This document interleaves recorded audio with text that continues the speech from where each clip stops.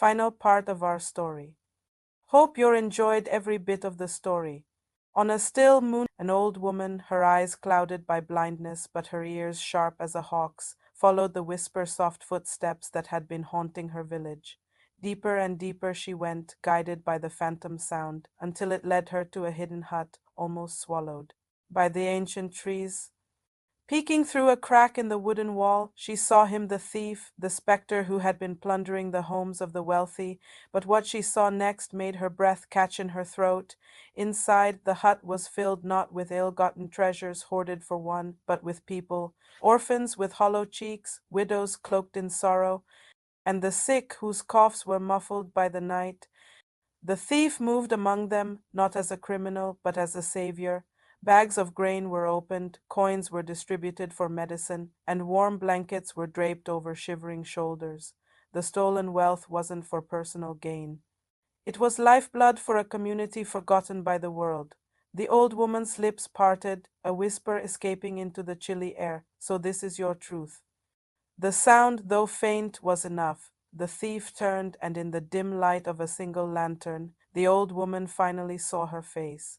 It was the face of the beautiful thief, a woman whose legendary beauty was sung about in tales. But now it was etched with a profound and weary pain. There was no surprise in her eyes, only a deep, calm sadness. "I steal so they may live," she said, her voice steady but laced with the weight of her actions. "The rich have storerooms that overflow, while these little ones starve in their shadows. What is the greater crime?" Her famous beauty seemed to melt away, revealing the raw, aching compassion that drove her.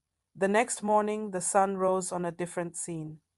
The beautiful thief stood in the grand hall of the king's palace, her delicate wrists bound in heavy iron chains. But her spirit was unbroken. Her eyes, clear and direct, met the king's gaze without a flicker of fear. The king, seated on his throne of gold and ivory, looked down at the most wanted person in his kingdom.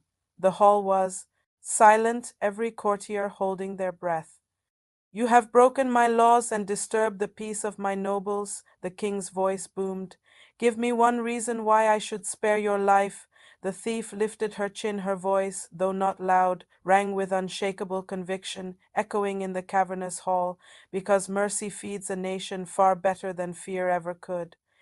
A ripple of murmurs went through the crowd, quickly silenced by the king's stony expression.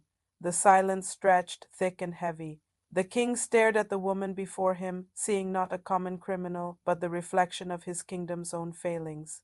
He saw the truth in her words, a truth more powerful than any law written on a scroll. Finally, the king rose from his throne. The movement was slow, deliberate. He descended the steps, his royal robes sweeping the marble floor, until he stood before her. With his own hands, he gestured for the guards to unlock her chains. The clang of metal falling to the floor was the only sound. "From this day forward," the king declared, his voice resonating with newfound purpose, "you shall steal no more. Instead, you will serve my kingdom as the keeper of the poor. My treasury shall provide for them openly, and you will ensure that no one is ever forgotten again." A wave of astonished gasps turned into a roar of celebration. The crowd, the guards, the courtiers, they all rejoiced. The story of the beautiful thief spread across the land, but it was no longer a tale of crime. It became a legend of compassion, a reminder that true justice is not always found in punishment, but in understanding. And so her name was remembered forever, not as a thief, but as a beacon of hope. Remember this, that wisdom can sometimes wear a forbidden face, and true kindness may walk on paths that are often misunderstood.